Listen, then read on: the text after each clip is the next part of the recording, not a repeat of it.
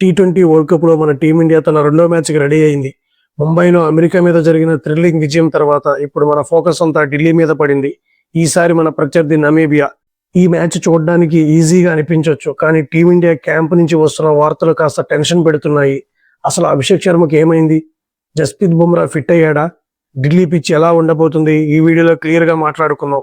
మన ఛానల్ ఇంకా సబ్స్క్రైబ్ చేసుకోకపోతే వెంటనే సబ్స్క్రైబ్ చేసుకోండి. ఈ వీడియోని చివరి వరకు చూడండి. ముందుగా మన మునుపటి మ్యాచ్ గురించి ఒక్క మాట. ముంబైలోని పిచ్ పై మన టాప్ ఆర్డర్ కుప్పకూలిన విధానం చూసి ఫ్యాన్స్ కాస్త కంగారు పడ్డారు. లక్కీగా మన సూర్యాబాయ్ సూపర్ ఇన్నింగ్స్ ఆడి మ్యాచ్ ని గెలిపించాడు. కానీ ఇప్పుడు సీన్ ఢిల్లీ ఫిరోజ్ షా కోట్లా స్టేడియం కి షిఫ్ట్ అయింది. మనకు తెలిసిందే, ఢిల్లీ బౌండరీలు చాలా చిన్నవిగా ఉంటాయి. ఇటీవల ఐపీఎల్ సీజన్ లో ఇక్కడ పరుగుల వరద పారింది. కాబట్టి అమెరికా మ్యాచ్ లో జరిగిన బ్యాటింగ్ వైఫల్యాన్ని మర్చిపోయి మన బ్యాట్స్మెన్లు ఇక్కడ సిక్సర్ల వర్షం కురిపిస్తారని ఫ్యాన్స్ ఆశిస్తున్నారు. ఇప్పుడు అసలు విషయానికి వస్తే టీమిండియా ఫిట్నెస్ అప్డేట్. అభిషేక్ శర్మకు తీవ్రమైన కడుపు నొప్పి మరియు ఇన్ఫెక్షన్ సోకింది. తను ముంబైలో జ్వరంతోనే ఆడాడట. ఢిల్లీ వచ్చాక పరిస్థితి సీరియస్ అయ్యి ఆసుపత్రిలో చేరాడు. ప్రస్తుతం డిశ్చార్జ్ అయినా కూడా నమీబియా మ్యాచ్ కి తాను అందుబాటులో ఉండడం కష్టమే కాబట్టి సంజు శాంసన్ ఓపెనింగ్ చేసే ఛాన్స్ ఎక్కువగా ఉంది. మన బూమ్ బుమ్రా అనారోగ్యం వల్ల ఫస్ట్ మ్యాచ్ కి మిస్ అయ్యాడు. గుడ్ న్యూస్ ఏంటంటే మంగళవారం నెట్స్ లో బుమ్రా పూర్తి స్థాయిలో బౌలింగ్ చేశాడు. సో నమీబియా మ్యాచ్ కి బుమ్రా రిటర్న్ వస్తున్నాడు. సుందర్ స్క్వాడ్ లో చేరాడు, కానీ ప్లేయింగ్ లెవెల్ లో ఛాన్స్ వస్తుందా అనేది చూడాలి. మన ప్రత్యర్థిని తక్కువ అంచనా వేయకూడదు. నమీబియా తన మొదటి మ్యాచ్ లో నెదర్లాండ్స్ చేతిలో ఓడిపోయింది. వాళ్ళు ఢిల్లీలో ఆడి కేవలం 151 పరుగులు మాత్రమే చేశారు.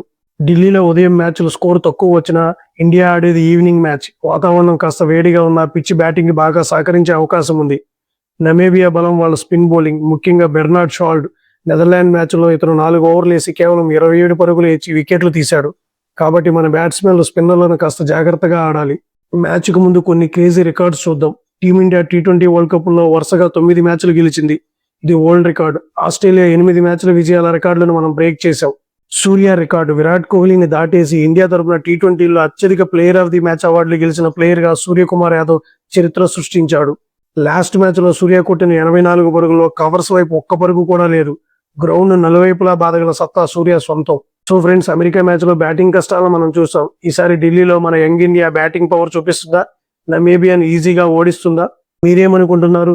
సంజు శాంసన్ ఓపెనింగ్ చేస్తే బెటరా, లేక వేరెవరికైనా ఛాన్స్ ఇవ్వాలా? కింద కామెంట్స్ లో చెప్పండి. క్రికెట్ అప్డేట్స్ కోసం మన ఛానల్ సబ్స్క్రైబ్ చేసుకోండి. జై హింద్.